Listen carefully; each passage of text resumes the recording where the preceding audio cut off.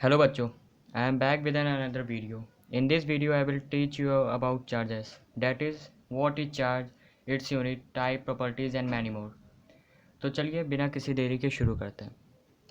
Electric field and charges electrostatic का part है। Unit 1 है, फिजिक्स की बुकों में दिया रहता है। आज हम लोग चार्जेस पढ़ेंगे, फिर Coulomb's law, electric field intensity, इसके बाद ये चैप्टर ख़त्म हो जाएगा। तो आज हम लोग चार्जेस पढ़ने वाले हैं। चार्जेस होता क्या है, एक बार डेफिनेशन पढ़ लेते हैं। Charge is an inherent property of matter due to which it experience electrostatic force. Inherent का मतलब होती ही होती है, कोई भी चार्ज मास होगा उसके पास चार्ज होगा ही होगा। तो ये इलेक्ट्रोस्टैटिक फोर्स का मतलब अट्रैक्शन और रिपल्शन, जैसे आपने पढ़ा ही होगा। प्लस प्लस एक दूसरे को रिपल करते हैं, प्लस माइनस एक दूसरे को अट्रैक्ट करते हैं, तो कोई कुछ भी हो सकता है। चार्ज ऑन वन इलेक्ट्रॉन कितना होता है, 1.6 इंटू 10⁻⁻19 कूलाम्स। ये एसआई यूनिट होती है चार्ज की, जो हम लोग आगे पढ़ेंगे। और चार्ज एक स्केलर क्वांटिटी है और ये एक फिजिकल क्वांटिटी नहीं है, फिजिकल फंडामेंटल क्वांटिटी नहीं है। यूनिट के बारे में बात कर लेते हैं चार्जेस की। एसआई यूनिट होती है कूलाम, जो कि हम लोग ने पहले ही देख लिया है यहाँ पे। सीजीएस यूनिट होती है स्टेट कूलाम और फ्रैंकलिन जो होती है वो सबसे स्मॉलेस्ट यूनिट होती है चार्ज की। और इलेक्ट्रोमैग्नेटिक यूनिट भी होती है 1 EMU जिसे बोलते हैं इलेक्ट्रोमैग्नेटिक यूनिट को, जो कि 10 कूलाम के बराबर होती है। और एक 1 ESU भी होती है, जो कि 1/3 इंटू 10⁻9 कूलाम के बराबर होती है। चलिए टाइप्स के बारे में बात कर लेते हैं। वैसे तो चार्ज के सिर्फ दो ही टाइप्स होते हैं, प्रोटॉन, इलेक्ट्रॉन। न्यूट्रॉन के ऊपर चार्जेस नहीं होता, इसलिए वो न्यूट्रल चार्ज होता है, तो उसको हम लोग चार्ज की कैटेगरी में नहीं लेंगे। प्रॉपर्टीज़ क्या होती हैं, वैसे तो बहुत सारी प्रॉपर्टीज़ है, लेकिन मैं जो इंपॉर्टेंट प्रॉपर्टीज़ है मैं उसके बारे में बात कर रहा हूँ। Attraction and repulsion, like charge ripple each other and unlike charge attract each other. ये तो मैंने यहीं पे बता दिया था आपको क्लियर ही होगा ये।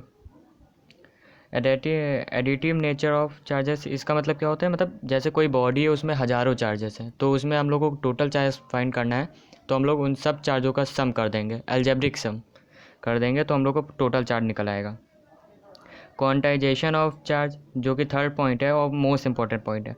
ये क्या कहता है, चार्ज ऑन ए बॉडी, मतलब किसी भी बॉडी में चार्ज है वो इंटीग्रल मल्टीपल होगा, मतलब 1 2 3 4 होगा, कोई फ्रैक्शन पार्ट में होगा, जैसे हाफ होगा, ये सब नहीं होगा, इंटीग्रल मल्टीपल होगा। इसका फॉर्मूला क्या होता है, Q इक्वल टू NE, जहाँ पे Q चार्ज है, N नंबर हो सकता है कोई भी इंटीग्रल नंबर, इलेक्ट्रॉन ये E से है 1.6 इंटू 10⁻⁻19 कूलाम, ये चार्ज ऑन वन इलेक्ट्रॉन है। फोर्थ इसकी प्रॉपर्टीज़ क्या है, charge does not depend upon speed, ये स्केलर क्वांटिटी भी है, ये यहाँ पे भी लिखा था, मैं बताना भूल गया था। स्केलर क्वांटिटी है, charge does not depend upon speed, मतलब ये किसी स्पीड में डिपेंड नहीं करती है, ये एक स्केलर क्वांटिटी है। तो आई एम श्योर ये आपको समझ में आ गया होगा।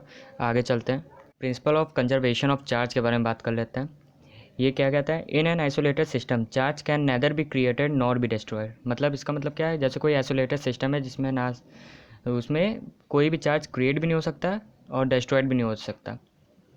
और ये भी एक इम्पॉर्टेंट पॉइंट है, इसे आप लोग याद कर ले। If body has excess electron, मतलब किसी बॉडी में इलेक्ट्रॉन ज़्यादा है तो वो निगेटिव चार्ज होगा, क्योंकि इलेक्ट्रॉन के ऊपर भी चार्ज निगेटिव ही होता है।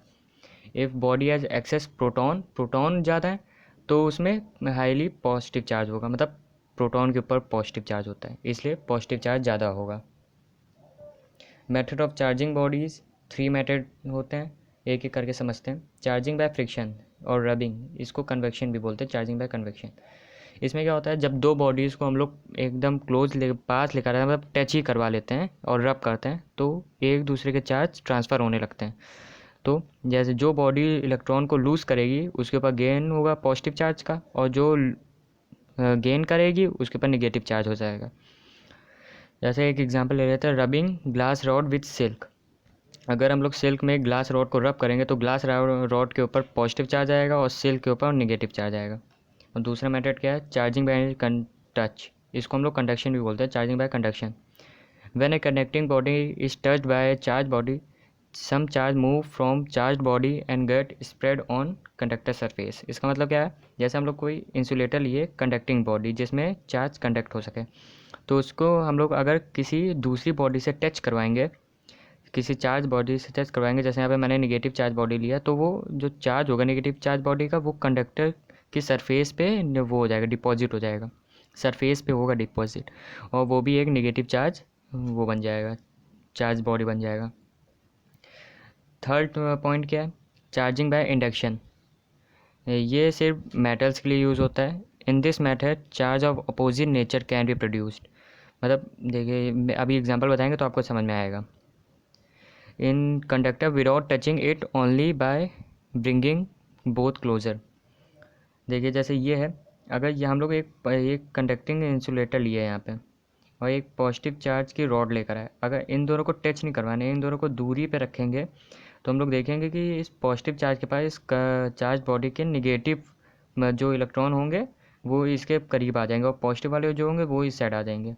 तो निगेटिव वाले इस साइड आ गए, फिर हम लोग जब इसको हटा भी देंगे तब भी ये निगेटिव वाले इस साइड रहेंगे, नेगेटिव वाले इस साइड रहेंगे। तो यही है, charge on both sphere will be equal and opposite. अब यहाँ से हम लोग का चार्ज फिनिश होता है। अगले टॉपिक में पढ़ेंगे हम लोग कूलम्ब्स लॉ।